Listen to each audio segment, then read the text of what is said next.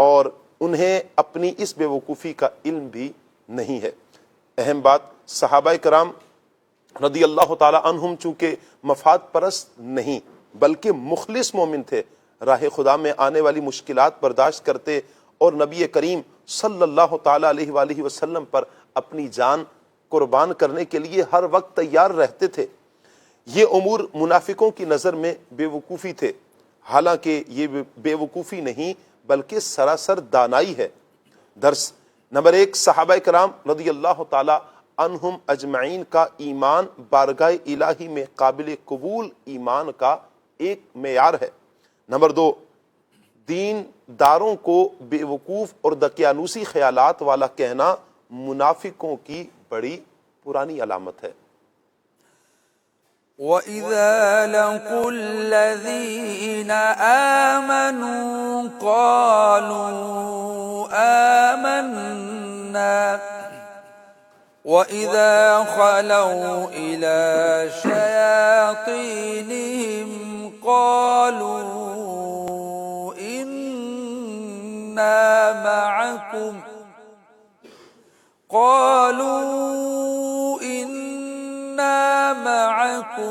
إِنَّمَا نَحْنُ مُسْتَهْزِئُونَ۔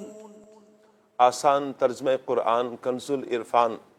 اور جب یہ ایمان والوں سے ملتے ہیں تو کہتے ہیں ہم ایمان لا چکے ہیں، اور جب اپنے شیطانوں کے پاس تنہائی میں جاتے ہیں تو کہتے ہیں کہ ہم تمہارے ساتھ ہیں، ہم تو صرف ہنسی مذاق کرتے ہیں۔ تفسیر تعلیم القرآن۔ یہاں منافقوں کا ایک دوغلا پن بیان کیا گیا ہے کہ یہ جب کبھی صحابہ کرام رضی اللہ تعالی عنہم سے ملتے ہیں تو کہتے ہیں کہ ہم تو آپ کی طرح پکے مومن ہیں،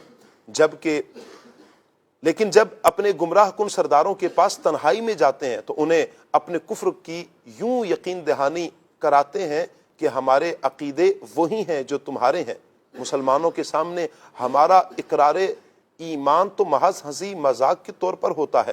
درس دوغلا پن منافقوں کا طرز عمل ہے، اس سے بچنا چاہیے۔ حدیث پاک میں ہے کہ تم بروز قیامت اللہ پاک کے نزدیک لوگوں میں بدترین اسے پاؤ گے جو دو منہ والا ہوگا، جو ان کے پاس اور منہ سے جائے اور ان کے پاس اور منہ سے۔ اللہ یستہزئ بہم ویمدہم فی طغیانہم یعمہون۔ آسان ترجمہ قرآن کنز العرفان۔ اللہ ان کی ہنسی مذاق کا انہیں بدلہ دے گا اور ابھی وہ انہیں مہلت دے رہا ہے کہ یہ اپنی سرکشی میں بھٹکتے رہیں۔ تفسیر تعلیم القرآن۔ اللہ تعالیٰ استہزاء یعنی مذاق مسخری کرنے اور تمام عیوب سے پاک ہے۔ یہاں جو اس کی طرف استہزاء کی نسبت ہے، اس سے مراد منافقوں کے استہزاء کا بدلہ دینا ہے۔ منافقوں کو ان کے ہنسی مذاق کی اصل سزا تو آخرت میں ملے گی۔ دنیا میں اللہ تعالیٰ نے ان کی فوری گرفت نہ فرمائی بلکہ انہیں مہلت دے کر ان کے حال پر چھوڑ دیا تاکہ وہ اپنے کفر اور سرکشی میں بھٹکتے رہیں اور ان کی اخروی سزا بڑی ہو۔ وَإِذَا قِيلَ لَهُمْ آمِنُوا كَمَا آمَنَ النَّاسُ قَالُوا أَنُؤْمِنُ كَمَا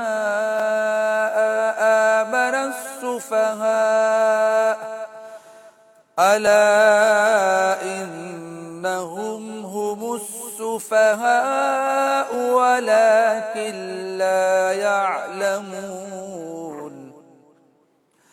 وَإِذَا لَقُوا الَّذِينَ آمَنُوا قَالُوا آمَنَّا وَإِذَا خَلَوْا إِلَى شَيَاطِينِهِمْ قَالُوا إِنَّا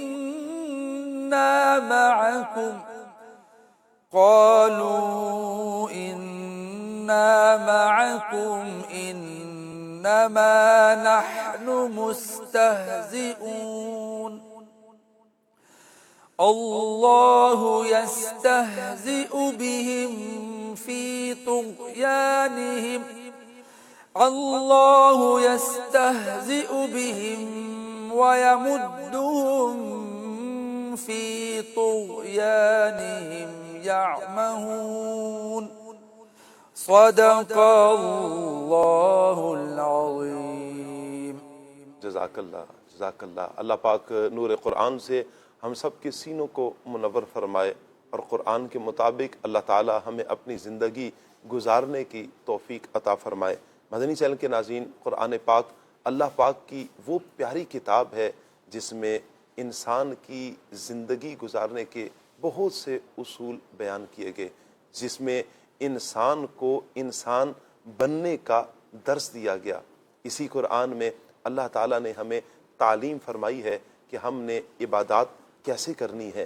اسی قرآن میں ہمیں تعلیم کی گئی کہ ہم نے اپنے آپ کو گناہوں سے کیسے بچانا ہے، کون سے نیک اعمال کرنے ہیں، اپنی زندگی کو کس طرح گزارنا ہے۔ یہی میرے رب کا پیارا قرآن ہے۔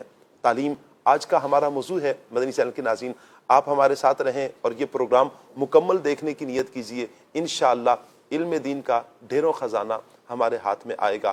آپ سے گزارش کروں گا کہ آپ کی رائے کیا ہے علم کے حوالے سے، آپ کی سوچ کیا ہے، علم کیوں ضروری ہے، کس حد تک ضروری ہے، کون سا علم حاصل کرنا چاہیے، آپ ضرور رائے دیجئے۔ علم دین کے فضائل کیا ہیں، آپ کیا بیان کرتے ہیں، علم دین کس طرح فائدہ مند ہوتا ہے، کچھ مثالیں اگر آپ کی نظر میں ہو علم دین حاصل کرنے کے فوائد، اس پر اگر آپ کچھ رائے دینا چاہیں آپ ضرور کال کیجئے۔ اگر مبلغین سے گفتگو کرنا چاہیں ٹاپک کے متعلق آپ ضرور کال کر سکتے ہیں۔ انشاءاللہ مبلغین سے گفتگو بھی ہو جائے گی۔ نعت خوان اسلامی بھائی سے اگر آپ کوئی فرمائش کرنا چاہیں تو انشاءاللہ آپ کی کال کو شامل سلسلہ کیا جائے گا اور آپ کو فرمائش کے مطابق کلام بھی سنایا جائے گا۔ اللہ تعالی ہم سب کو دونوں جہانوں کی بھلائیاں عطا فرمائے۔ عدنان چشتی صاحب ہمارے ساتھ ہیں، مرحبا کہتے ہیں پہلے تو حضور آپ کو، اللہ آپ کو جزائے خیر عطا فرمائے۔ اچھا عدنان بھائی، جیسے ہمارا ٹاپک ہے تعلیم، تعلیم کیوں ضروری ہے، تعلیم کس حد تک ضروری ہے، انسان کو انسان بنانے والی تعلیم، اس کی اہمیت کیا ہے، قرآن اس حوالے سے ہماری کیا رہنمائی کرتا ہے؟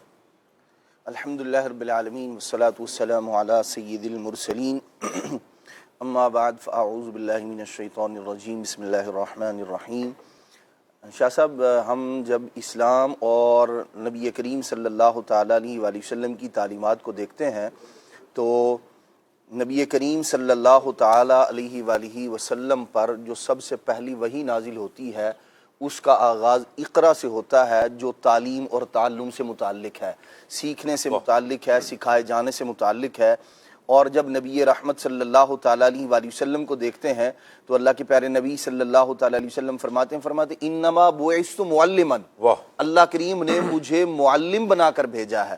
اور جب ہم نبی پاک علیہ السلام کے مبارک وصف کو، ایک تو معلم بن کر آئے، وحی کا آغاز جو ہے وہ اقرا سے ہے، پڑھو سے ہے، اور اسی طرح جب ہم نبی پاک علیہ السلام کے وہ جو معلم ہونے کا جو وصف ہے جب اس کو دیکھتے ہیں تو وہ ہمیں بتاتا ہے کہ قرآن مجید میں ہے وَيُعَلِّمُهُمُ الْكِتَابَ وَالْحِكْمَةَ وَيُزَكِّيهِمْ، نبی پاک علیہ السلام حکمت و دانائی بھی سکھاتے ہیں، آپ دانش مندی بھی عطا فرماتے ہیں، اور سرکار صلی اللہ تعالیٰ علیہ وآلہ وسلم کے ذریعے ہی اللہ کریم لوگوں کو حکمت سے بھی نوازتا ہے۔ یہ ساری کی ساری چیزیں ہمیں بتاتی ہیں کہ جس دین سے ہم متعلق ہیں، نبی پاک علیہ السلام کا جو مبارک دین ہے، اسلام ہے، اس میں تعلیم کی، علم کی، سیکھنے کی، سکھانے کی کس قدر اہمیت ہے۔ حضور علیہ السلام کے بے شمار اوصاف میں سے جس کو اللہ کے پیارے محبوب علیہ السلام نے خود ہائی لائٹ فرمایا ہے وہ یہ ہے کہ اللہ کریم نے مجھے معلم بنا کر بھیجا ہے۔ تو یہ ساری کی ساری چیزیں ہمیں بتاتی ہیں کہ اس دین میں جہالت، ناآشنائی، علم سے نابلد ہونا، اس کی کوئی گنجائش اور جگہ نہیں ہے۔ اچھا، بلکہ یہ وہ دین ہے جو ہمیں دانائی، دانشمندی، علم اور تعلم سے جوڑتا ہے۔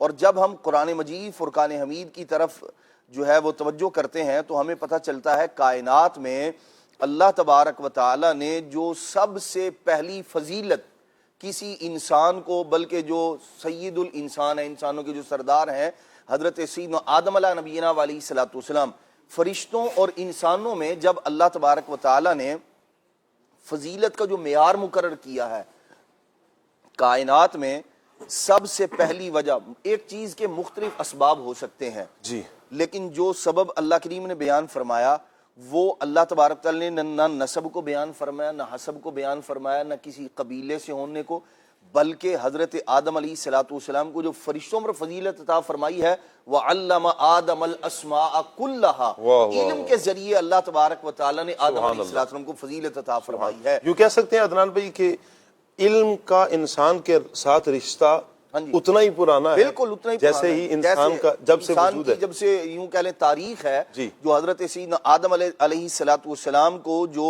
ان کے وجود پاک کے بعد جو فرشتوں پر فضیلت دی جا رہی ہے، اس کا ذریعہ یعنی کائنات میں فضیلت دیے جانے کا سب سے پہلا معیار جو اللہ کریم نے بیان فرمایا ہے اس کو تعلیم، وہ علم سے متعلق ہے۔ تو یہ بات ہمیں جو ہے وہ سمجھانے کے لیے، بتانے کے لیے، ترغیب کے لیے یہ بہترین ہمارے لیے رہبر و رہنما ہے کہ اللہ تبارک و تعالی نے فرشتوں پر جو فضیلت عطا فرمائی اس کا سبب بھی علم ذکر کیا گیا ہے۔ پھر قرآن مجید فرقان حمید کو آپ دیکھتے چلے جائیے، مختلف مقامات پر اللہ تبارک و تعالی کہیں ارشاد فرماتا قل هل يستوي الذين يعلمون والذين لا يعلمون، ارشاد فرمایا علم والے، جاننے والے اور نہ جاننے والے کیا برابر ہو سکتے ہیں؟ نہیں برابر ہو سکتے۔ قرآن مجید فرقان حمید کی یہ آیت مقدسہ اور دیگر اور درجنوں آیات مبارکہ ایسی ہیں جو علم کی فضیلت کو بیان کرتی ہیں، اور نبی پاک صلی اللہ تعالیٰ علیہ وآلہ وسلم نے اور جب فضیلت کو بیان کرتی ہیں تو ظاہر سی بات ہے فضیلت اسی چیز کی ہوگی جس چیز کا اللہ اور اس کے رسول کی بارگاہ میں کوئی مقام و مرتبہ ہوگا، اور جو اس فضیلت والی چیز سے جڑتا چلا جائے گا وہ خود صاحب فضیلت ہوتا چلا جائے گا۔ کیا بات ہے! جیسے اس کو ہم دنیاوی اعتبار سے دیکھ لیں، وہ بھی ہمیں یعنی عقل صحیح بھی رہنمائی کرتی ہے۔ جیسے مثال کے طور پر ایک جگہ ایک کارخانے میں بنی ہوئی دو ٹائلیں، ایک کو آپ مسجد میں لگاتے ہیں اور ایک کو آپ گھر میں لگاتے ہیں اپنے، دونوں کی قیمت ایک ہی ہے، لیکن ایک جگہ آپ جوتے اتار کے جاتے ہیں اور دوسری جگہ جوتے پہن کے جاتے ہیں۔ پتہ یہ چلا وہ جو مسجد والی جگہ تھی جب اس ٹائل کو نسبت اس سے ہوئی تو اب لام ہے ایک ہی جگہ، آپ بولے جی میں ایک ہی جگہ سے لے کر آیا ہوں، ایک ہی دکان سے خریدی، ایک ہی طرح کی ہے، لیکن جب وہ فضیلت والی جگہ سے جڑ گئی تو وہ خود بھی فضیلت والی بن گئی۔ کیا بات ہے! ایسے ہی آپ دیکھیے بندہ نماز یہاں ادا کرتا ہے اور وہی جو صورتیں پڑھتا ہے، وہی صورتیں، وہی نماز، وہی 2 رکعت نوافل جب وہ کعبۃ اللہ المشرفہ کے سامنے پہنچ کر ادا کرتا ہے، مسجد حرام کے اندر ادا کرتا ہے، نماز وہی ہے، وقت وہی ہے، قرآن وہی ہے، اتنا ہی وقت اس نے لگایا۔ ایسا نہیں کہ اب وہاں اس نے 2 قرآن ختم کر دیے، بلکہ جو یہاں پڑھتا تھا وہی وہاں پڑھا ہے، لیکن اب چونکہ اس کی نماز فضیلت والی جگہ کے ساتھ مل گئی ہے، اس کو نسبت ہو گئی ہے، اب وہ جو 2 رکعت تھی جو ایک نماز ہے وہ 1,00,000 نماز کے برابر ہو گئی ہے۔ تو یہ یعنی شریعت نے بھی ہمیں معیار مقرر کیا، جب آدمی فضیلت والی چیز یعنی علم سے مل گیا، پہلے اگر وہ صاحب فضیلت نہ تھا تو اللہ رسول کی بارگاہ میں جس علم کی اہمیت ہے جب وہ اس سے مل گیا تو اللہ رسول کی بارگاہ میں بھی وہ شرف والا ہو گیا، مقام والا ہو گیا، مرتبے والا ہو گیا۔ اور ہر بندہ یہ چاہتا ہے اور ہمیں ترغیب بھی ہے شریعت کی کہ بندہ صاحب فضیلت، جو فضیلت والی شے ہے وہ علم ہے یا دیگر اور جو اشیاء ہے، ابھی چونکہ علم سے متعلق بات ہے، تعلیم سے متعلق بات ہے تو ابھی اسی کی بات کرتے ہیں، تو ہمیں چاہیے کہ اپنے آپ کو علم سے آراستہ و پیراستہ کریں، اور جب بندہ علم کے ساتھ مل جاتا ہے اب وہ اس کا نام یوں کہہ لیں کہ معاشرے میں اس کو عالم دین کہا جاتا ہے، دینی علم کے ساتھ ملا۔ اب پھر آگے مزید جو ہے وہ تفصیلات ہیں، جیسے جیسے جتنا اس میں علم آتا چلا جائے گا، مہارتیں پیدا ہوتی چلی جائیں گی، اس اعتبار سے اس کو تمغے جو ہے نا وہ لگتے چلے جائیں گے۔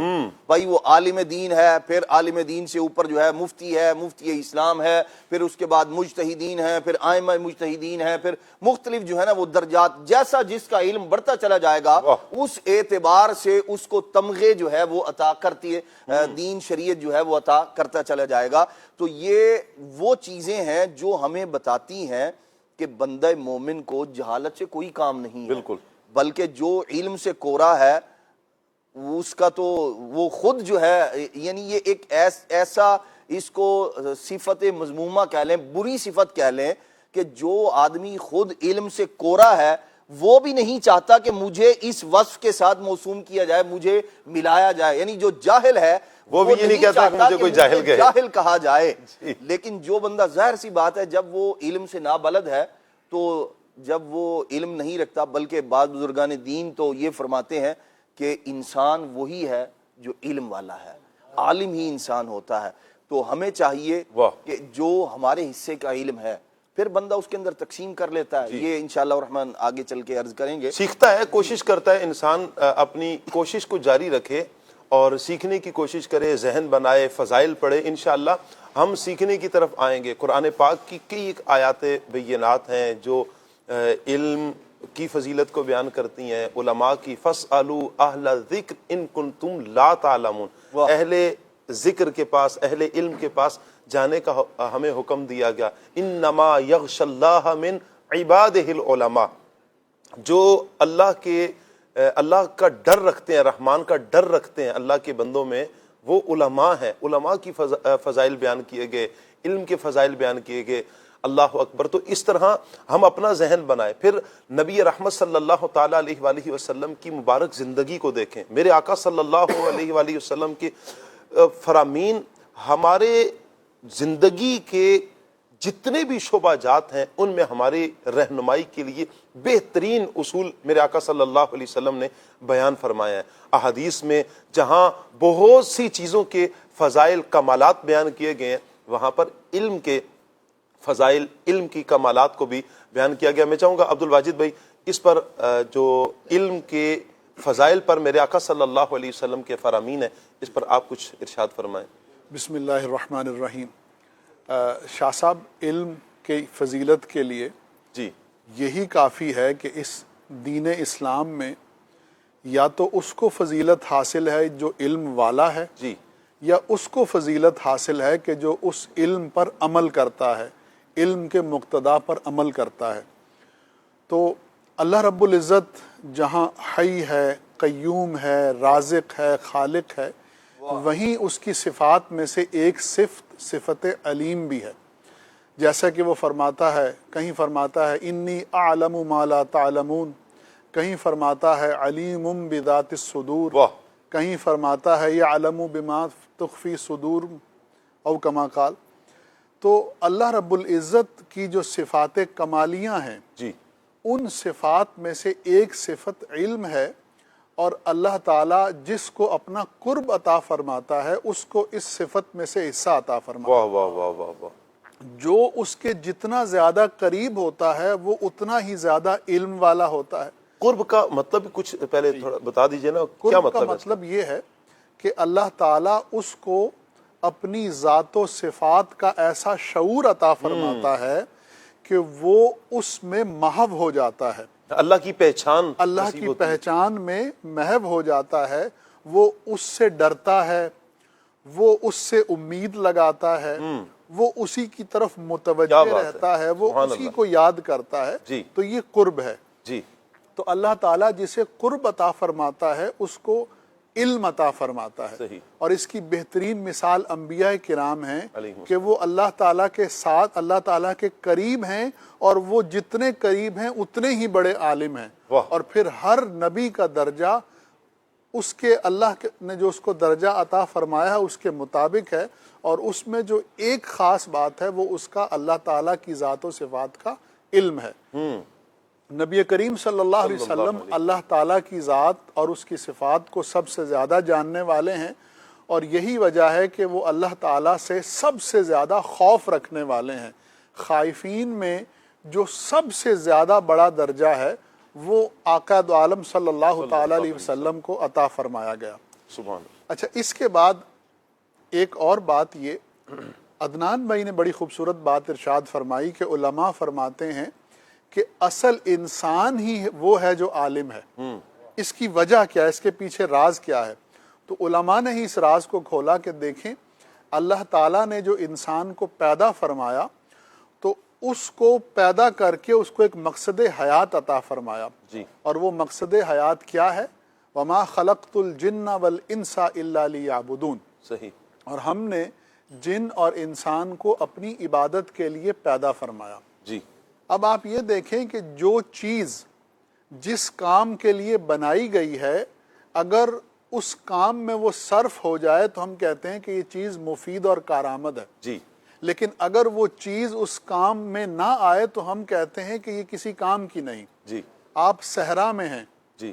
اور آپ کے پاس بہت سا سونا اور چاندی ہے لیکن صحرا میں بھوک پیاس کی شدت ہے, آپ کے پاس کھانے کو کچھ نہیں. اب وہ سونا چاندی آپ کے کیا کس کریں کام گے؟ کا؟ جی. تو اب وہ سونا چاندی کسی کام کا نہیں. تو اسی طرح سے انسان جو ہے وہ پیدا کیا گیا ہے اللہ کی عبادت کے لیے, اس کی معرفت کے لیے, اس کو جاننے کے لیے. جی. تو اب جو انسان عبادت سے محروم ہے, اللہ کی معرفت سے محروم ہے, تو وہ کس بات کا انسان ہے؟ اللہ. اور یہاں پر بات یہ ہے کہ اللہ تعالیٰ کی معرفت سے محروم وہی شخص ہے جو علم سے محروم ہے. اللہ اکبر. شیخ سعدی رحمۃ اللہ تعالی علیہ نے کیا خوب فرمایا کہ از پہ علم چو شمع باید شناخت گداخت. از پہ علم چو شمع باید گداخت کہ بے علم نہ تواں خدا را شناخت. کہ علم کے پیچھے شمع کی طرح پگھلنا چاہیے. اچھا. کیوں؟ کیونکہ جب تک علم حاصل نہیں ہوتا اس وقت تک اللہ تعالیٰ کی ذات کی معرفت نصیب نہیں ہوتی. اللہ اکبر. تو آقا دو عالم صلی اللہ علیہ وسلم نے اپنی امت کو علم دین حاصل کرنے کی ترغیب دلائی. تو کہیں احادیث میں فرمایا گیا کہ علم عبادت سے بہتر ہے. جی. ایک جگہ فرمایا گیا کہ ایک فقی شیطان پر 1000 عابدوں سے بھاری ہوتا ہے. اللہ اکبر. فقی سے مراد عالم دین, وہ عالم دین کے جو علم دین میں ماہر ہوتا ہے, جس کو علم کا, جس کو دین کا تفقہ صحیح فہم حاصل ہوتا ہے, اس کو فقی کہا جاتا ہے. اور عابد کہا جاتا ہے اس شخص کو کہ جو عبادت گزار ہوتا ہے, جو عبادت میں مصروف رہتا ہے لیکن اس کو علم نہیں ہے. تو حضور فرماتے ہیں کہ اگر 1000 عبادت گزار ایک طرف ہوں اور ایک عالم دین جو صحیح علم رکھتا ہے, دین کا صحیح علم کا شعور رکھتا ہے, وہ عالم دین شیطان پر ان 1000 عابدوں سے زیادہ بھاری ہوتا ہے. اللہ اکبر. کیوں؟ کیونکہ 1000 عبادت گزار جو علم سے محروم ہے وہ مل کر بھی شیطان کا مقابلہ نہیں کر سکتے, شیطان ان پر حاوی آ جاتا ہے. جی. لیکن ایک عالم دین کہ جو فقی ہو وہ شیطان پر ایسا غالب آتا ہے کہ جہاں وہ عالم دین ہوتا ہے اس گلی سے وہ شیطان گزرتا بھی نہیں. اللہ اکبر. اس کی بہترین مثال حضرت عمر واہ واہ واہ واہ. خطاب رضی اللہ تعالیٰ عنہ کہ جن کے بارے میں حضور فرماتے ہیں کہ اے عمر تم جس گلی سے گزرتے ہو وہاں سے شیطان بھاگ جاتا ہے. اللہ او کما قال صلی اللہ علیہ وسلم. تو ایک فقی جو ہے وہ شیطان پر 1000 عابدوں سے زیادہ بھاری ہوتا ہے. اسی طرح علماء دین اللہ تعالیٰ کے وہ برگزیدہ بندے ہیں کہ جو نہ صرف خود اللہ تعالیٰ کے پسندیدہ ہیں, جی. بلکہ جو ان کی محفل اور مجلس میں بیٹھتا ہے اللہ تعالیٰ ان کو بھی پسند فرماتا ہے. سبحان اللہ. ایک حدیث مبارکہ میں فرمایا کہ عالم دین کے چہرے کی زیارت بھی عبادت ہے. سبحان اللہ. اللہ اکبر. کیا بات. آپ اندازہ لگائیں کہ وہ شخصیت کہ جس کے چہرے کو دیکھنا عبادت ہو جائے تو وہ شخصیت خود اس کا اللہ کی بارگاہ میں کیا مقام ہوگا. سبحان اللہ. اسی طرح سے اور بہت سی احادیث. ایک حدیث میں فرمایا کہ جو عالم دین ہوتا ہے سمندر کی مچھلیاں اس کے لیے مغفرت کی دعا کرتی ہیں. کیا بات ہے. یعنی عالم دین اپنے گھر میں بیٹھا ہے یا وہ سو رہا ہے, جی. یا وہ کسی اور کام میں مصروف ہے, لیکن اللہ رب العزت نے اس کو یہ فضیلت عطا فرمائی ہے کہ سمندر کے اندر موجود مچھلیاں بھی اس کے لیے مغفرت کی دعا کر رہی ہو. کیا بات ہے. کیا بات. تو اس ساری ڈسکشن کا لب لباب یہ ہے کہ اصل انسان وہی ہے جو عالم دین ہے. سبحان اللہ.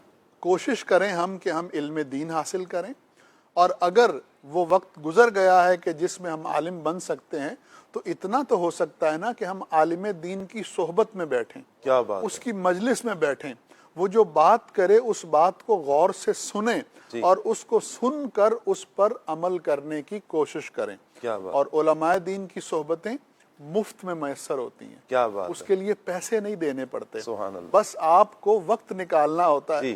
جمعے کے دن اگر آپ وقت پر پہنچ جاتے ہیں اور علامہ صاحب کا بیان، یہ بہت سے خطبا جو جمعہ پڑھاتے ہیں، بہت سے علماء کے دل کا درد آپ بیان کرنے لگے.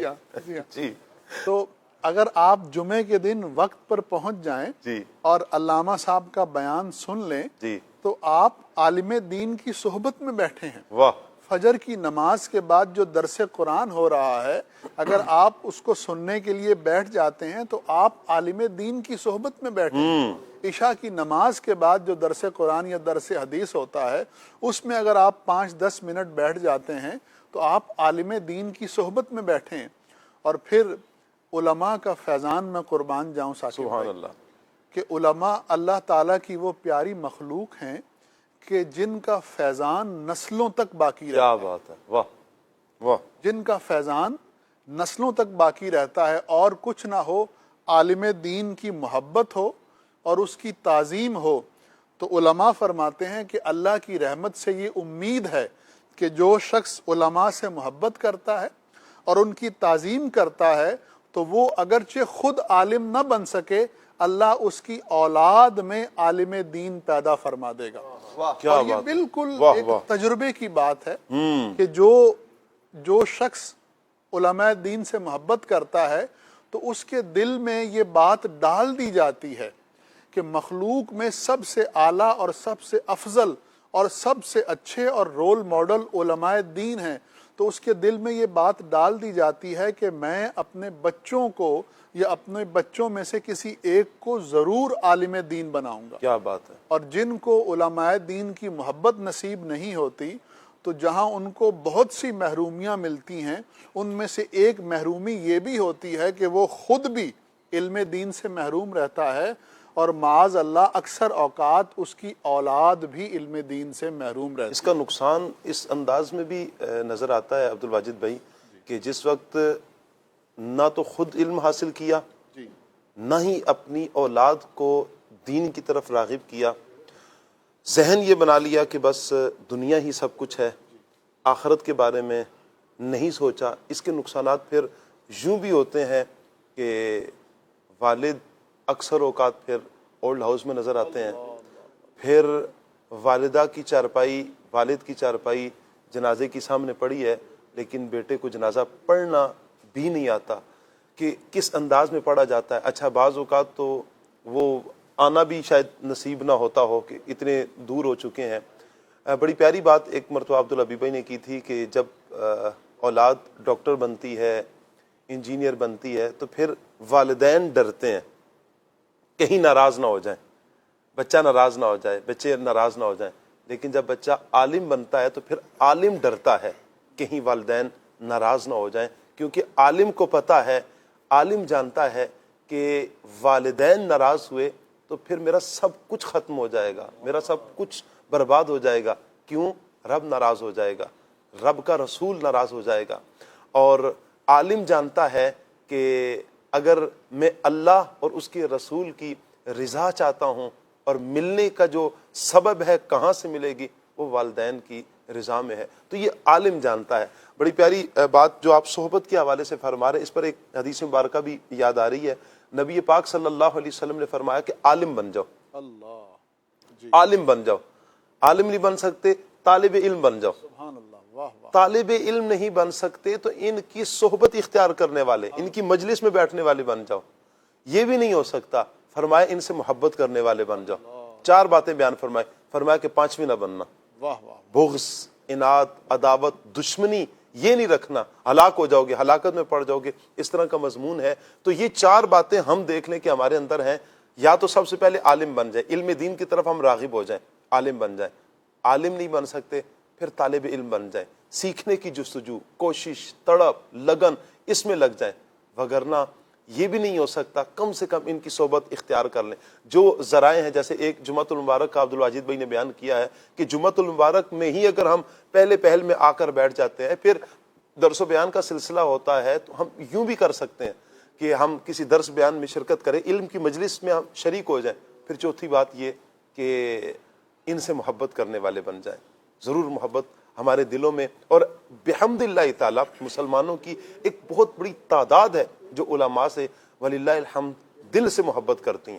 بڑے بڑے بادشاہوں کے نام لے کر بھی بعض اوقات بندہ عقیدت کا اظہار نہیں کرتا, لیکن امام مسجد کے ہاتھ چوم رہا ہوتا ہے. یہ ایسا نہیں ہے کہ تنہائی میں وہ کچھ یا پس پردہ وہ کچھ اور امام کے بارے میں کہہ رہا ہوگا, کرتا ہے تو دل سے تعظیم کرتا ہے, احترام کرتا ہے, محبت کرتا ہے. یہ اللہ تعالیٰ نے محبت ڈالی ہے. علماء کی محبت لوگوں کے دلوں میں آج جو ہمیں نظر آتی ہے, یہ رب تعالیٰ کا فضل ہے. اچھا, پھر اس کے علم حاصل کرنے کے بہت سے فوائد ہیں. ہم دنیاوی اعتبار سے بھی دیکھیں بہت سے فوائد ہیں, اخروی اعتبار سے بھی بہت سے فوائد ہیں. میں چاہوں گا اویس بھائی اس حوالے سے آپ کچھ ارشاد فرمائیں کہ علم حاصل کریں, ہمیں ملے گا کیا؟ انسان کی ایک لالچ ہوتی ہے نا, بھئی میں کچھ کام کروں, مجھے اس کا آؤٹ پٹ ملے, کچھ مجھے کوئی فائدہ ملے, تو اس کے فوائد کیا ہیں؟ کچھ ارشاد فرمائیں. بسم اللہ الرحمن الرحیم. شاہ صاحب, علم حاصل کرنے کے دنیاوی فوائد بھی بے شمار ہیں, بے شمار. دینی اعتبار سے تو فوائد ہیں, بالخصوص علم دین حاصل کرنے کے دنیاوی فوائد بھی بہت زیادہ ہیں. جی. یہ انسان کی شخصیت, اس کے کردار, اس کی کامیابی جی. اور روزمرہ کی جو اس کی زندگی ہے اس کے ہر پہلو کو بہتر بھی بناتا ہے, نمایاں بھی بناتا ہے. جی. آپ دیکھیں کہ اللہ رب العالمین نے جنہیں علم حاصل کرنے کی توفیق عطا فرمائی ہے, علم عطا فرمایا ہے, جی. بعض اوقات ان کو ایسا مقام عطا فرما دیا جاتا ہے کہ دنیا داروں, بڑے بڑے مالداروں کو بھی یہ مقام عطا نہیں ہوتا. جیسے حضرت سیدنا ابن عباس, عبداللہ ابن عباس رضی اللہ تعالیٰ عنہ فرماتے ہیں کہ حضرت سیدنا سلیمان علیہ الصلاۃ والسلام, اللہ پاک کے پیارے نبی علیہ الصلاۃ والسلام جو ہیں, ان سے اللہ رب العالمین نے انہیں اختیار عطا فرمایا کہ آپ علم چاہیں, مال چاہیں یا سلطنت چاہیں, تو آپ نے علم کو منتخب فرمایا. اللہ رب العالمین نے علم کی برکت سے آپ کو مال بھی عطا فرما دیا اور سلطنت بھی عطا فرما دی, عزتیں عطا فرما دی, پوری دنیا میں آپ کی بادشاہت دی اور ہر چیز پر آپ بادشاہت فرماتے دے. تو ایسے کئی واقعات ہیں کہ اللہ رب العالمین کی رضا کے لیے بالخصوص, اور ویسے بندہ جب علم حاصل کرتا ہے تو اللہ رب العالمین دین کے ساتھ ساتھ دنیاوی فوائد بھی اس کو بہت عطا فرماتا ہے. اور ویسے علم چاہے دنیاوی ہو دینی ہو, ہر اعتبار سے فائدہ مند ہی ہے. علم روشنی ہے, علم چراغ ہے. بلکہ میں نے ایک واقعہ پڑھا تھا کہ کسی بڑے ملک کے بادشاہ نے ایک چھوٹے ملک کے جو چھوٹے ملک پر حملہ کیا اور فتح حاصل کر لی. تو اس نے چھوٹے ملک کا جو بادشاہ تھا جسے فتح کر لیا, اس سے کہا کہ دیکھو تم اب تو ہماری قید میں ہو, تمہارا ملک بھی اب ہمارا حصہ بن چکا ہے, لیکن چونکہ تم بادشاہ تھے, ایک عزت والا مقام تمہیں حاصل تھا, تو میں چاہتا ہوں کہ تمہیں اپنی بادشاہت میں بھی کوئی عزت والا منصب, کوئی عزت والا مقام دوں, تو تم کیا لینا پسند کرو گے؟ تو اس بادشاہ نے کہا کہ آپ پھر مجھے علم سکھانے پر معمور کر دیجئے, میں علم حاصل بھی کرتا رہوں اور علم سکھاتا بھی رہوں. تو وہ جو بڑے ملک کا بادشاہ تھا وہ مسکراتے ہوئے کہنے لگا, اچھا تم پھر سے بادشاہ بننا چاہتے ہو؟ اچھا, علم حاصل کر کے, علم پھیلا کے تمہیں دوبارہ سے جو ہے وہ بادشاہت مل سکتی ہے. اور آپ یعنی علم حاصل کرنے والے کو بادشاہ, عالم کو بادشاہ کہا گیا, بادشاہ کہا گیا. اور کئی تو بادشاہ عالم کے سامنے جو ہے وہ زانو تلمس کرتے ہیں اور بیٹھتے ہیں سامنے آ کر. ہارون رشید جو ہے یہ حضرت سیدنا ابو یوسف, امام ابو یوسف رحمۃ اللہ علیہ کے پاس آ کر علم حاصل کرتا, اور جس طرح کی اس طرح کے کئی ایسے واقعات ہیں جو حیران کرنے والے ہیں.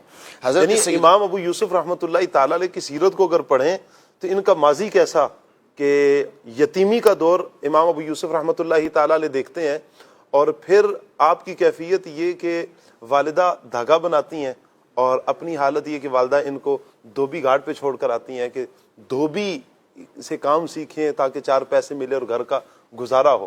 لیکن امام اعظم ابو حنیفہ رحمۃ اللہ تعالی علیہ کی صحبت آپ کو کیسی بھاتی ہے, اور ایک دن والدہ جا کر امام اعظم سے کہتی ہیں کہ یہ آپ ہی کی مجلس میں آ کر بیٹھتے ہیں, تو آپ ایسا کریں نا کہ یہ ادھر کام پہ لگ جائے تاکہ کام پہ توجہ دے, آگے کی زندگی اس کی سکھی ہو جائے گی. امام اعظم رحمۃ اللہ تعالی علیہ کہا نا کہ مومن کی فراست کی نگاہ سے بچو, وہ اللہ کے نور سے دیکھتا ہے.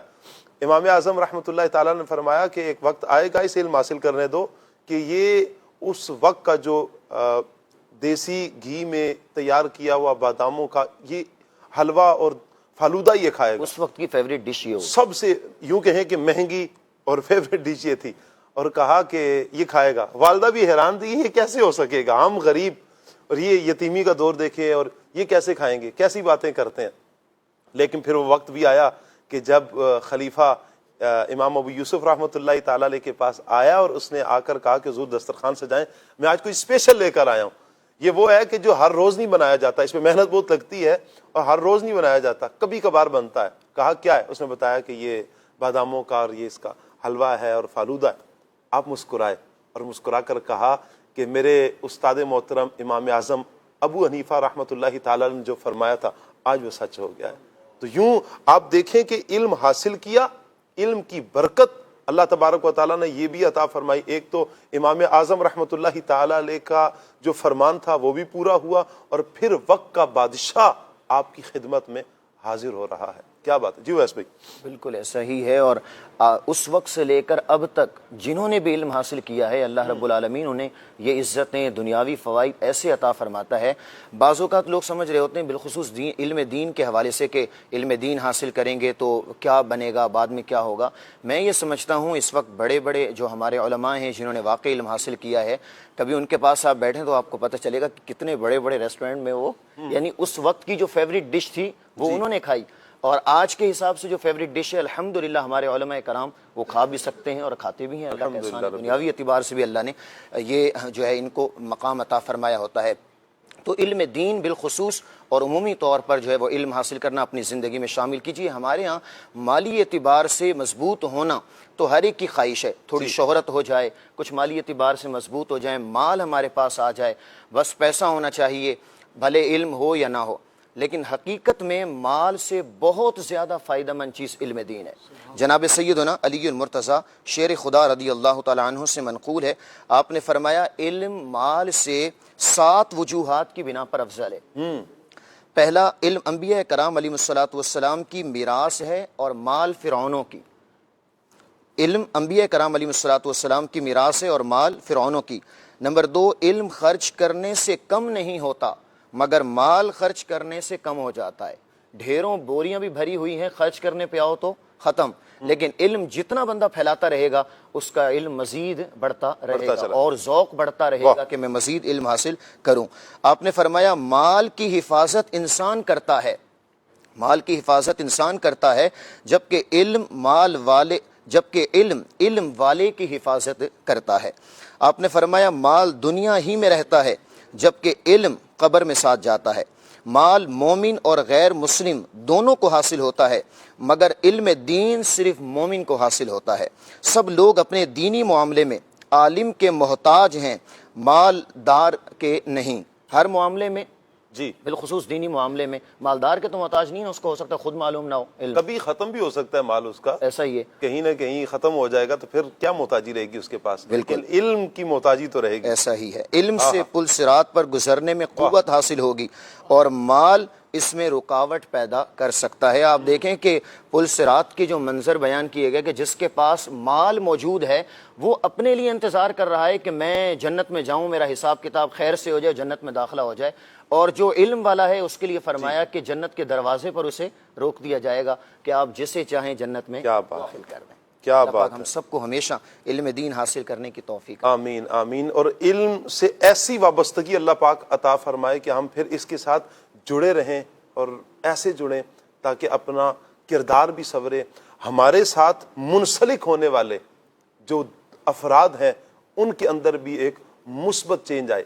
علم کا سب سے بڑا فائدہ یہ ہے کہ علم انسان کے کردار کو سنوارتا ہے, انسان کو انسان, جیسے میں نے انٹرو میں بھی کہا کہ انسان کو انسان بناتا ہے. واقعتاً انسان, اگر انسان کے اندر علم نہیں ہے, آپ بتائیں نا, تو پھر شعور نہیں ہے, علم نہیں ہے, تو وہ پھر درندگی کی طرف جاتا ہے, وہ وحشیت کی طرف جاتا ہے, پھر انسان اپنی انسانیت کھو بیٹھتا ہے. پھر آپ مناظر دیکھتے ہیں کہ بھائی بھائی کا گلا کاٹ رہا ہوتا ہے, کہیں کیا ظلم کر رہا ہوتا ہے, کبھی کس پر ظلم ڈھا رہا ہوتا ہے, کبھی گھر والوں پہ ظلم, کبھی بچوں پر ظلم, کبھی والدین پہ ظلم, کبھی محلے والوں پر ظلم. تو طرح طرح سے ظلم کے پہاڑ ڈھائے جا رہے ہوتے ہیں. یہ کیا ہے؟ انسان اپنی انسانیت کو بھول جاتا ہے, اپنے کہا جاتا ہے نا کہ یہ فرعون بن چکا ہے, فرعونیت اپنے اندر لے آتا ہے. کیوں؟ وجہ کیا ہے؟ وجہ یہ ہے کہ علم سے دوری ہے. اچھا پھر علم تو ہے لیکن عمل نہیں ہے, یہ بھی ایک بہت بڑا نقصان ہے. ہمارے پاس عدنان بھائی ایک سوال بھی آیا ہے اسی سے متعلق ہے کہ علم تو ہے لیکن عمل نہیں ہے, اس کا پھر کیا کوئی فائدہ ہے؟ علم تو حاصل کر لیا لیکن پھر اس علم پر عمل نہ کیا. شاہ صاحب دیکھیں, بعض چیزوں کے اعتبار سے اگر دیکھا جائے تو بعض چیزوں کا علم جو ہے وہ بندے کو فائدہ دیتا ہے. جی. جیسے مثال کے طور پر بعض چیزوں کے حوالے سے, ویسے اگر دنیاوی اور اخروی اعتبار سے دیکھا جائے تو فلاں چیز جو ہے وہ آپ کو نقصان دے گی, اب بندہ اس سے یوں بچ جاتا ہے کہ میں اس کے قریب نہ جاؤں, یہ مجھے نقصان دے گی. جی. یہ تقریباً ہر بندے کو علم ہے کہ اگر آپ سوئچ آن کر کے اور اس کو ہاتھ لگائیں گے تو اس کے بعد کیا ہوگا, اس کا علم سب کو ہے. تو اب یہ علم یوں فائدہ دے گا کہ آپ یہ کام نہیں کریں گے. لیکن اگر اخروی اعتبار سے دیکھا جائے, ایک بندے کو یہ پتا ہے کہ یہ چیز حلال ہے, یہ حرام ہے, اب اس نے حلال حرام کی تمیز کو ختم کر دیا ہے. جس چیز سے شریعت نے روکا ہے اس سے اس نے روکنا نہیں ہے, باوجود یہ کہ جانتا ہے کہ سود حرام ہے اور پھر بھی سودی کاروبار کر رہا ہے یا لے رہا ہے. تو اب یہ علم تو ہے اس کو, لیکن یہ علم اس کو فائدہ نہیں دے رہا. اور ایسا علم کہ جو یوں بے فائدہ بے نفع اس نے کر دیا ہے, وہ حقیقت کے اعتبار سے علم تو تھا فائدہ مند, یہ اس کی ہے بے عملی. جی. کہ جو اس کو بعض اوقات جہنم کے گہرے گڑھے میں لے جانے کا سبب بن سکتی ہے. اور بعض اوقات ایسا ہوتا ہے کہ جب آدمی دینی اعتبار سے کسی حکم کی نافرمانی کرتا ہے اس کے جانتے بوجھتے, تو بعض اوقات اس کا عذاب اور زیادہ سخت ہو جاتا ہے. وہ کیونکہ ایک تو اسے علم ہے اس چیز کا, اور پھر وہ جان بوجھ کر اس کام کے اندر پڑ رہا ہے, تو بعض صورتوں میں اس کی جو ہے اس کا جو عذاب ہے, اس کی پکڑ جو ہے وہ دیگر لوگوں کے مقابلے میں سخت ہو سکتی ہے. تو یوں بندہ مومن کو چاہیے, علم کا اصل مقصد ہے کیا, وہ بندے کے اندر شعور پیدا کرتا ہے, آگاہی پیدا کرتا ہے, اور انسان کو برے بھلے میں غلط صحیح میں تمیز پیدا کرتا ہے.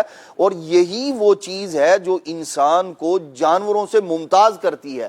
ورنہ اگر انسان نے علم ہونے کے باوجود وہ سب کچھ کرنا ہے جو اس کے لیے نقصان دہ ہے, وہ سب کچھ کرنا ہے جو اللہ تبارک تعالیٰ کو ناراض کرنے والی چیزیں ہیں, تو پھر اس علم کے حاصل کرنے کا اس کو فائدہ کیا؟ فائدہ نہیں ہے. اب وہ جو وقت اس نے گزارا ہے, اگر وہ دینی علم تھا, جیسے مثال کے طور پر قرآن مجید سمجھنے کا علم تھا, تفاسیر کا علم تھا, احادیث مبارکہ کا علم تھا, تو وہ وقت جو اس نے گزارا وہ ضرور اس کے لیے فائدہ مند ہے.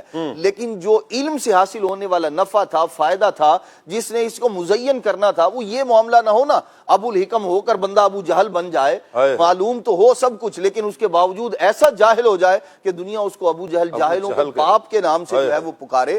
تو بندے کو ایسے علم سے, نبی پاک علیہ الصلوۃ والسلام نے دعا جب بھی علم کی مانگی ہے تو اس علم کے بارے میں دعا مانگی ہے جو فائدہ دینے والا ہو. تو ہمیں بھی چاہیے کہ اللہ تبارک و تعالی سے اسی علم کا سوال کریں جو فائدہ دینے والا, جو میری ذات کو فائدہ دے, جو مجھ سے منسلک افراد کو فائدہ دے. اور اسی لیے نبی کریم صلی اللہ تعالی علیہ وآلہ وسلم نے وہ ایک حدیث پاک میں جو اخروی فوائد ہیں علم دین کے, وہ نبی پاک علیہ السلام نے بیان فرمایا کہ بندہ چلا جاتا ہے دنیا سے لیکن اس کے باوجود اس کا علم اسے فائدہ دیتا ہے. اس کا وہ جو ایک کام چھوڑ کر گیا ہے وہ بندے کو آخرت میں اس کا فائدہ ہوتا رہتا ہے, اور وہ جو فائدہ مند کام ہے اس کے بارے میں ارشاد فرمایا جس کا ثواب بندے کو پہنچتا رہتا ہے, فرمایا او علم ينتفع به, وہ علم جس سے لوگ فائدہ اٹھائیں. تو بندے کو انتخاب بھی ایسا ہی کرنا چاہیے. علم وہ جب آپ حاصل کر رہے ہیں اس علم کا انتخاب کریں. علم محض صرف معلومات کے لیے ہو, کے بعد معلومات جمع کیے جا رہا, اس کا کوئی فائدہ نہیں ہوتا. وہ ایسے ہی آپ لاتے جائیں اپنے اوپر جس نے کوئی فائدہ نہیں دینا, نہ آپ نے فائدہ اٹھانا ہے. تو ایسے علم سے بندے کو چاہیے اس علم کی طرف منتقل ہو جو میری ذات کے لیے بھی فائدہ مند ہو اور لوگوں کے لیے بھی فائدہ مند ہو. یہ تو یوں ہی ہو گیا کہ علم حاصل کرنے کے لیے اپنا ٹائم تو لگایا, اپنی جان تو گوا دی, لیکن عمل نہ کر کے اس سارے ٹائم پر پانی پھیر دیا. سارا ٹائم یوں کہیں کہ ضائع ہو گیا. اور کل قیامت کے دن اسی بارے میں پوچھا بھی جائے گا کہ اپنے علم پر عمل کتنا کیا. جہاں پر 4 سوال کہا جاتا ہے کہ تمہیں جوانی دی تو جوانی کیسے گزاری, تو نے عمر کیسے گزاری, مال کہاں سے کمایا, مال خرچ کہاں پر کیا. وہاں پر ایک سوال یہ بھی بیان کیا جاتا ہے کہ علم کے بارے میں سوال ہوگا کہ اپنے علم پر عمل کتنا کیا.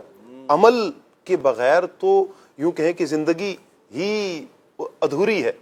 اچھا, پھر علم اور تربیت, یہ بھی کہا جاتا ہے کہ تعلیم اور تربیت ان میں فرق کیا ہے؟ عبد الواجد بھائی, کیا ان میں کوئی, یہ تعلیم الگ ہے, تربیت الگ ہے, ان میں کوئی فرق ہے یا یہ دونوں ایک ہی چیز ہے؟ جی, جیسے یہ دو الفاظ مختلف ہیں, جی, ایسے ہی یہ دو مختلف کنسیپٹ بھی ہیں. اچھا, تعلیم اور چیز ہے جس کا تعلق علم کے ساتھ ہے, جاننے کے ساتھ ہے, اور تربیت ایک اور چیز ہے جس کا تعلق سیلف ڈسپلن کے ساتھ ہے, کہ آپ اپنے آپ کو ڈسپلنڈ کرتے ہیں. جی, قرآن کریم میں آقا دو عالم صلی اللہ تعالی علیہ وسلم کے جو نبوت کے منصب کے حوالے سے جو چیزیں بتائی گئی ہیں, ان میں سے ایک یہ بھی ہے کہ یعلمہم الکتاب والحکمہ ویزکیہم, کہ یہ پیارے نبی صلی اللہ تعالی علیہ وسلم اپنی امت کو کتاب اور حکمت کا علم عطا فرماتے ہیں اور ان کی تربیت کرتے ہیں. تو یزکیہم یعنی تربیت کرتے ہیں. اب اس تربیت سے مراد کیا ہے؟ اس سے مراد یہ ہے کہ ظاہر کے احکام پر تو عمل ہوگا, اس کے ساتھ ساتھ ان کے باطن کو بھی اللہ کی معرفت اور اس کے نور سے آراستہ کرتے ہیں. کیا بات ہے. تو تربیت تعلیم کے ساتھ شاہ صاحب بہت ضروری ہوتی ہے. آج کل ہم اپنے معاشرے میں دیکھ رہے ہیں کہ لوگوں کے پاس علم تو بہت ہے, بڑی بڑی ڈگریز ہیں, اگر ان کی عمر 30 سال ہے اور وہ پی ایچ ڈی کر چکے ہیں, تو پی ایچ ڈی کرنے کے لیے آپ کو کم و بیش 21 سال پڑھنا پڑتا ہے, 18 سے 21 سال. تو ایک شخص ہے جس کی عمر 30 سال ہے, جی, وہ 18 سے 21 سال تک پڑھتا رہا ہے, جی, اس نے تعلیم میں, علم میں یہ وقت صرف کیا ہے, لیکن اس کے باوجود وہ علم اس کے کردار میں نظر نہیں آتا. تو بعض اوقات ایسا ہوتا ہے کہ آپ 20 سال تعلیم و تعلم کے پروسیس میں لگا دیتے ہیں, لیکن وہ علم آپ کو فائدہ نہیں دے رہا ہوتا. تو اس کی وجہ یہ ہے کہ آپ نے تعلیم تو حاصل کی لیکن تربیت نہ لی. اب یہاں پر ایک بہت ضروری بات, تربیت کسی تربیت کرنے والے سے ملتی ہے, یہ بات یاد رکھیے. تربیت جو ہے کسی تربیت کرنے والے سے ملتی ہے, صرف کتاب پڑھنے سے نہیں ملتی. فار ایگزامپل, آپ کی والدہ ہیں, انہوں نے بچپن سے آپ کو سکھایا کہ بیٹا ہاتھ ایسے دھونے ہیں, جب کسی کے گھر جانا ہے تو ایسے بیہیو کرنا ہے, جب کسی کے گھر یا اپنے گھر دسترخوان پر بیٹھنا ہے تو کھانا اس طریقے سے کھانا ہے. یہ تربیت ہے. اب یہ تربیت آپ کی والدہ نے آپ کی بچپن سے کی, تو آپ کی ذات میں ایک ڈسپلن پیدا ہوا اور آپ جو ہے ایک ڈسپلن شخصیت کے مالک بنے. تو تربیت کسی کے کرنے سے ہوتی ہے, تو اپنے آپ کو کسی کی تربیت میں دیں. ہمارے ہاں یعنی اسلامی جو ماحول ہوتا ہے اس میں ایک عالم دین ہوتا ہے اور ایک ہوتا ہے مرشد. عالم دین علم دیتا ہے, کیا بات, اور مرشد تربیت دیتا ہے. سبحان اللہ. اب بعض اوقات ایسا ہوتا ہے کہ دونوں چیزیں ایک ہی شخصیت میں جمع ہو جاتی ہیں. اس کی بہترین مثال جیسے امیر اہل سنت دامت برکاتہم العالیہ, کہ آپ مدنی مذاکرے کے ذریعے علم بھی عطا فرماتے ہیں اور مدنی قافلے کے ذریعے تربیت کا بھی آپ نے اہتمام فرمایا ہے. کیا بات ہے. تو تعلیم کے ساتھ تربیت ہوگی تو وہ علم اور تعلیم نافع ہوگا, اور اگر تربیت نہیں ہوگی تو بعض اوقات وہ علم نافع نہیں رہے گا.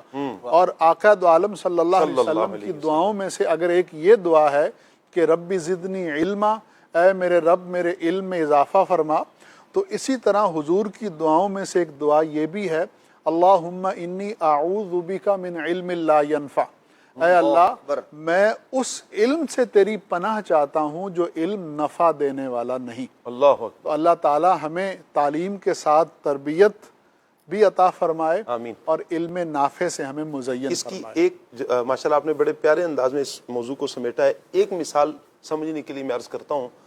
آپ اپنے بچے کے پاس بیٹھے ہیں اور آپ اپنے بچے کو سمجھا رہے ہیں, بیٹا جھوٹ نہیں بولنا چاہیے, جھوٹ گناہ ہے, اس کا وبال ہے دنیا میں بھی آخرت میں بھی. اب یہ ہے تعلیم. تربیت یا تو اچھی ہوتی ہے یا پھر بری ہوتی ہے، یا آپ لفظوں میں تربیت کرتے ہیں یا آپ کا عمل تربیت کر کے دکھا رہا ہوتا ہے۔ آپ نے ابھی کچھ دیر پہلے بچے کو کہا کہ جھوٹ نہیں بولنا چاہیے، جھوٹ گناہ ہے، اللہ کی ناراضی کا سبب ہے۔ باہر بیل بجتی ہے اور کوئی آ کر باہر آپ کو یاد کرتا ہے اور آپ نے بچے کو کہا کہ جاؤ ان کو کہہ دو کہ ابو گھر پہ نہیں ہے۔ یہ تھی تربیت، اور یہ ہے غلط تربیت۔ ابھی آپ نے کہا تھا کہ جھوٹ بولنا برا ہے، اب بچے نے کیا سیکھا؟ ادھر مجھے تربیت دی جا رہی تھی، تعلیم دی جا رہی تھی کہ جھوٹ نہیں بولنا، اور ادھر والد کا عمل یہ ہے کہ تربیت اس طرح کی ہو رہی ہے، تو یہ غلط تربیت ہے۔ تربیت کرنی ہے تو اچھی تربیت کرنی ہے، سیکھنا ہے، پہلے سمجھنا ہے، اور پھر اس پر اچھے سے عمل کرنا ہے، انشاءاللہ فائدہ ہوگا۔ آپ کی کچھ کالز ہیں، کال لیتے ہیں۔ میرا ثاقب شاہ صاحب سے یہ سوال ہے کہ علم حاصل کرنا ہر مسلمان پر کیوں فرض کیا گیا ہے؟ اس کا جواب ارشاد فرما دیں، جزاک اللہ خیرا۔ جی اویس بھائی کچھ ارشاد فرمائیں اس حوالے سے۔ علم حاصل کرنا تاکہ انسان جو ہے وہ کسی نے ایک مثال دی جی۔ کہ کوئی آپ چیز لینے کے لیے جاتے ہیں نا، تو اس کے ساتھ اس کو چلانا کیسے ہے، اس کے لیے کوئی نہ کوئی چھوٹی ڈائری بھی ساتھ ملتی ہے جی۔ کہ انسان ہو سکتا ہے نہیں معلوم ہو کہ بھائی خراب ہو جائے گی تو اس کو کیسے سیٹ کرنا ہے، یہ درست کیسے ہوگی۔ تو اللہ رب العالمین نے ایک انسان کو تخلیق فرمایا، ایک بہترین میٹیریل ہے، تو اس انسان نے اپنی زندگی گزارنی کیسے ہے، اللہ رب العالمین نے قرآن مجید فرقان حمید عطا فرمایا، سرکار دو جہاں صلی اللہ علیہ وسلم کے ذریعے علم عطا فرمایا۔ تو ہمیں اپنی زندگی کو گزارنے اور خوبصورتی اور سکون اطمینان جو انسان کی زندگی اور فطرت کا جز ہے کہ وہ چاہتا ہے کہ مجھے سکون ملے، تو سکون حاصل کرنے کے لیے علم دین حاصل کرنا چاہیے۔ چلیں بہت شکریہ۔ جی کال لیتے ہیں۔ میرا یہ سوال ہے کہ تعلیم کی اہمیت اسلام کی نظر میں کیا ہے؟ جی عدنان بھائی نے اس حوالے سے شروع میں ہی گفتگو فرما دی ہے کہ تعلیم کی اہمیت کیا ہے۔ شروع میں انٹرو میں جیسے میں نے بھی کہا تھا، انسان کو انسان بنا دیتی ہے تعلیم۔ آپ کی دنیا اور آپ کی آخرت کو سنوارنے کے لیے تعلیم ضروری ہے۔ کال لیتے ہیں۔ میں پوچھنا یہ چاہوں گا کہ اس میں میری یہ رہنمائی فرمائیں کہ اس میں خالی علم دین اس سے مراد ہے، یا آج کل کی جو عصری تعلیم ہے اس سے یہ بھی مراد ہے، اور آج کے اس دور میں ہمیں عصری تعلیم کہاں تک حاصل کرنی چاہیے اور علم دین کہاں تک حاصل کرنا چاہیے؟ عبدالواجد بھائی۔ جی پہلا جو جز ہے کہ یہ جو فضائل ہم بیان کر رہے ہیں، اس سے کون سا علم مراد ہے؟ تو اس سے علم دین ہی مراد ہے۔ کیا بات ہے، علم دین ہی مراد ہے۔ جی، اور دوسرا جو سوال ہے ان کا کہ ہمیں عصری تعلیم کتنی حاصل کرنی چاہیے، تو عصری تعلیم بالکل حاصل کرنی چاہیے، لیکن بس ایک بات یاد رکھیں کہ دین کی تعلیم اتنی حاصل کرنی چاہیے جتنی ہمیں دین کی ضرورت ہے، اور دنیاوی تعلیم ہمیں اتنی حاصل کرنی چاہیے جتنی ہمیں دنیا کی ضرورت ہے۔ تو دنیا میں ہم نے رہنا ہے 60 سال 70 سال، اور دین کی جو تعلیم ہے اس کا تعلق آخرت کے ساتھ ہے، اور ہم نے آخرت میں ہمیشہ رہنا ہے، اصل زندگی ہی وہ ہے۔ تو ہمیں دین کی تعلیم بہت زیادہ حاصل کرنی چاہیے، اس پر بڑی توجہ دینی چاہیے، لیکن دنیا کی بھی تعلیم حاصل کرنی چاہیے۔ اس پہ مزید انشاءاللہ اگر وقت ملا تو میں گفتگو کروں۔ کال لیتے ہیں۔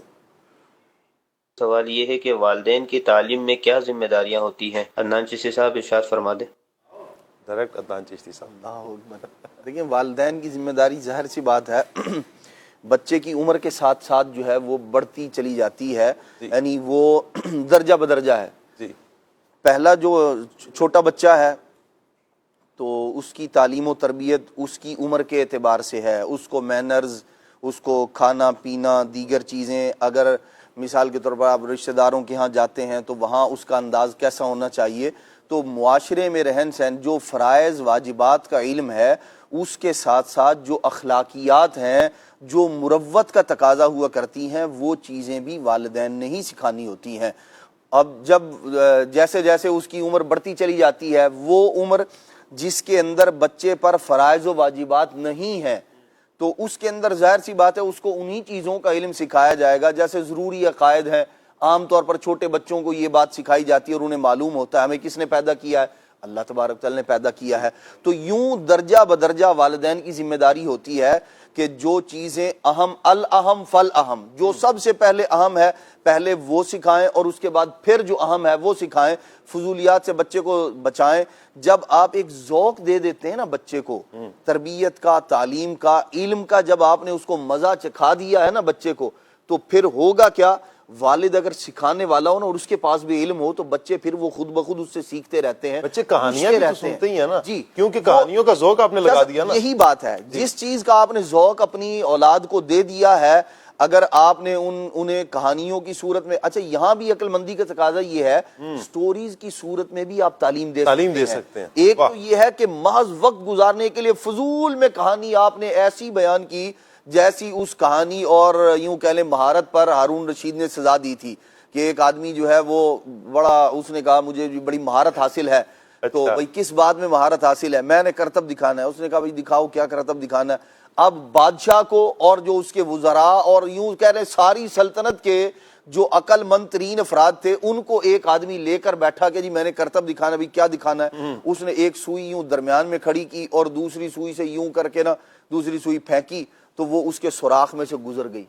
کہنے لگا دیکھیں جی یہ مجھے مہارت حاصل ہے. بھئی ہم تو سوئی میں دھاگا بڑی مشکل سے جو ہے وہ ڈالا جاتا ہے، بعض افراد سے یہی مسئلہ بن جاتا ہے، اور اس نے دور کھڑے ہو کر سوئی کے سوراخ میں سے دوسری سوئی کو گزار دیا.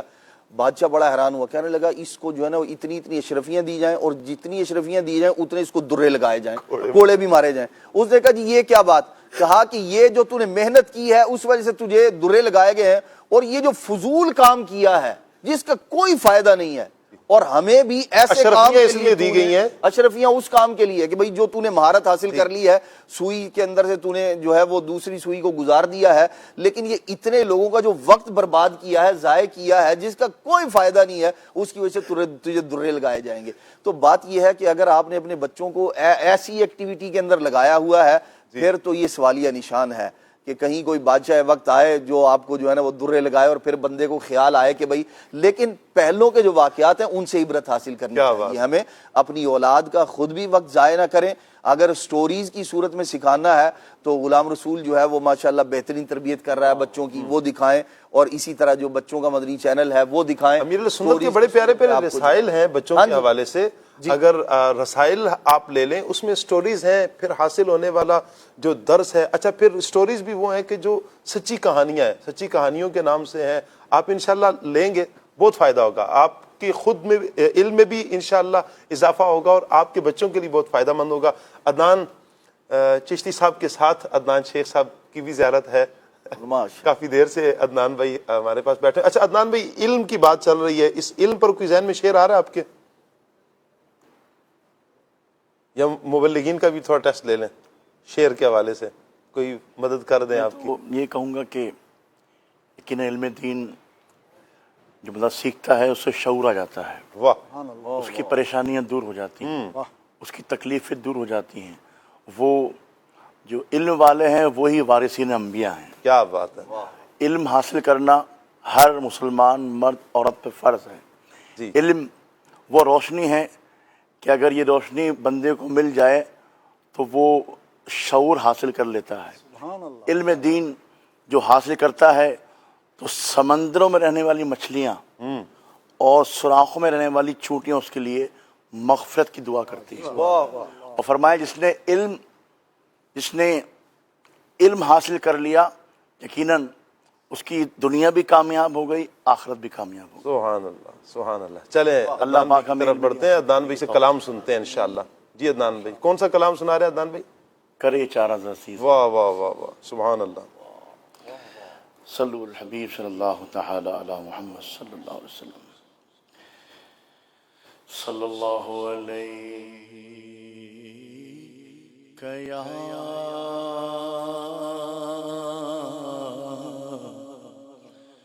یا رسول اللہ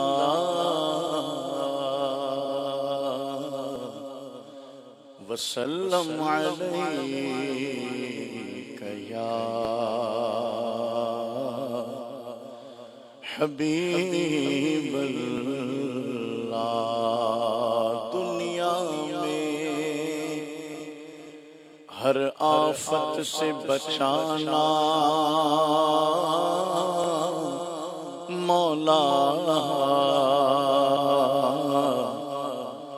عقبا میں نہ کچھ رنج دکھانا مولا،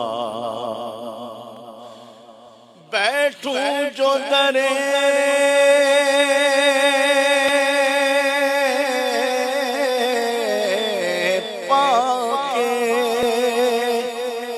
پیغمبر کے حضور، ایمان پہ اس وقت اٹھانا مولا، صلی اللہ علیہ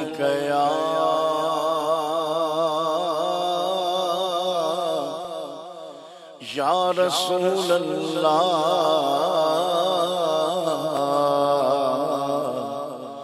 وسلم علیک یا حبیب اللہ، کرے چارہ سازی زیارت کسی کی، کرے چارہ سازی زیارت کسی کی، بھرے زخم دل کے بھرے زخم دل کے، ملاحت کسی کی، کرے چارہ سازی زیارت کسی کی، مکھ چند بدر شاشانی، متھے چمکے لات نورانی، کالی زلف تیک مستانی، مخمور اکھی ہن مد بھریا، اس صورت نو میں جانا کھا تے جانے جہانا کھا، سچ آکھا میں رب دی شان آکھا، جس شان تو شانہ سب بڑھیا، سبحان اللہ، ما اجمل کا باسن کا، ما اکمل کا، کتھے مہر علی،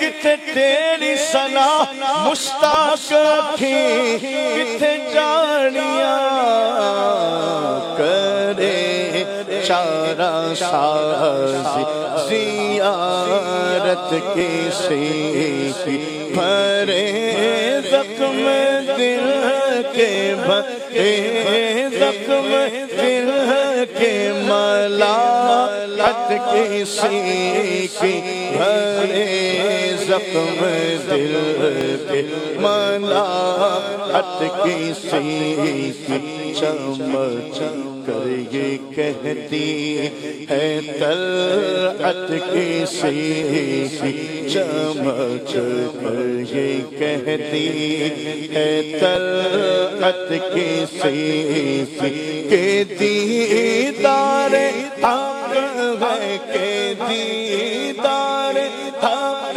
ہے زیارت کسی کی، کہ دیدار حق ہے زیارت کسی کی، کہ دیدار حق ہے زیارت کسی کی، دیکھنے والے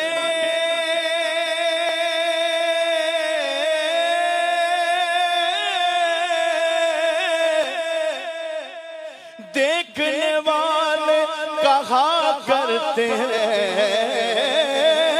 اللہ اللہ، یاد آتا ہے خدا دیکھ کے صورت تیری، یاد آتا ہے خدا دیکھ کے صورت تیری، چمک کر یہ کہتی ہے طلعت کسی کے دیدار حق ہے، زیارت کسی کے دیدار حق ہے، زیارت کسی کی عجب پیاری پیاری ہے صورت کسی کی، عجب پیاری پیاری ہے صورت کسی کی، ہمیں کیا خدا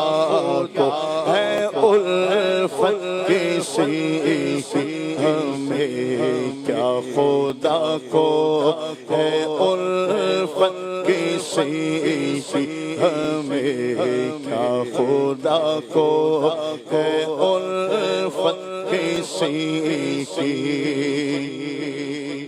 خدا کا دیا ہے تیرے پاس سب کچھ، تیرے پاس سب کچھ، سب تیرے ہوتے کیا ہم کو حاجت کسی کی، تیرے ہوتے کیا ہم کو حاجت کسی کی، زمانے کی دولت نہیں پاس پھر بھی، زمانے کی دولت نہیں پاس پھر بھی، زمانے میں بڑھتی، زمانے میں بڑھتی ہے دولت کسی کی، زمانے میں بڑھتی ہے دولت کسی کی، قمر کے اشارے میں دو ٹکڑے دیکھا، قمر کے اشارے میں دو ٹکڑے دیکھا، زمانے پہ روشن، زمانے پہ روشن ہے طاقت کسی کی، زمانے پہ روشن ہے طاقت کسی کی، ہم ایسے گنہگاروں میں ہیں زہد والو، ہم ایسے گنہگار ہیں زہد والو، ہماری مدد پر، ہماری مدد پر ہے رحمت کسی کی، ہماری مدد پر ہے رحمت کسی کی، وہی سب کے مالک، انہی کا ہے سب کچھ، وہی سب کے مالک، انہی کا ہے سب کچھ، نہ آسی کسی کے، نہ آسی کسی کے، نہ جنت کسی کی، نہ آسی کسی کے، نہ جنت کسی کی، فردوں نے ڈالی ہے باہ گلے میں، فردوں نے ڈالی ہے باہ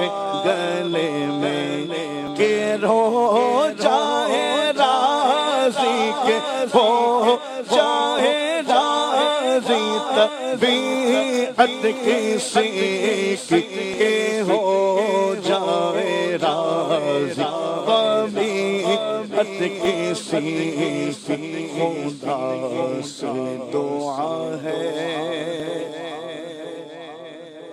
کہ ہنگام رخصت، خدا سے دعا ہے کہ ہنگام رخصت، زبانے غسل پر، زبانے غسل پر ہو مدحت کسی کی زبان حسن پر ہو مدحت کسی کی کرے چار ساز زیارت کسی کی بھرے زخم دل کے بھرے زخم دل کے ملاغت کسی کی کرے چار ساز زیارت کسی کی. سبحان اللہ سبحان اللہ. اللہ پاک ہم سب کو پیارے آقا صلی اللہ علیہ وآلہ وسلم کی سچی محبت عطا فرمائے. اے کاش کہ جب ہم کبھی ایسی رات بھی آئے جب سوئیں تو پیارے آقا صلی اللہ علیہ وسلم کا دیدار نصیب ہو جائے. کتنی پیاری ہیں وہ آنکھیں, کتنی مبارک ہیں وہ آنکھیں جن آنکھوں نے پیارے آقا صلی اللہ علیہ وسلم کا جلوہ دیکھا ہے. وہ آنکھیں بھی بہت پیاری ہیں کہ جنہوں نے جاگتی آنکھوں سے سرکار کو دیکھا, اور وہ آنکھیں بھی بہت پیاری ہیں جنہوں نے خواب کے عالم میں سرکار صلی اللہ علیہ وسلم کو دیکھا ہے.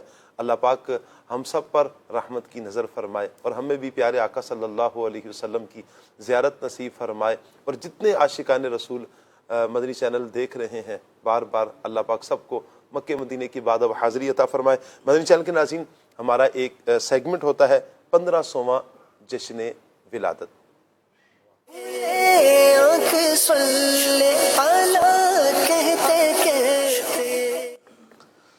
الحمدللہ رب العالمین والصلاة والسلام علی خاتم النبیین, اما بعد فاعوذ باللہ من الشیطان الرجیم, بسم اللہ الرحمن الرحیم. مدنی چینل کے ناظرین, پروگرام کھلے آنکھ صلی اللہ کہتے کہتے سیگمنٹ 1500واں جشن ولادت میں ہم حاضر ہیں. پیارے آقا صلی اللہ علیہ وآلہ وسلم کے مبارک بچپن شریف کی باتیں, کچھ واقعات ہم سن رہے ہیں. آئیے حصول برکت اور سرکار صلی اللہ علیہ وآلہ وسلم سے محبت بڑھانے کے لیے پیارے آقا علیہ الصلوۃ والسلام کے بچپن کی پیاری پیاری اداؤں کے بارے میں سنتے ہیں. سبحان اللہ.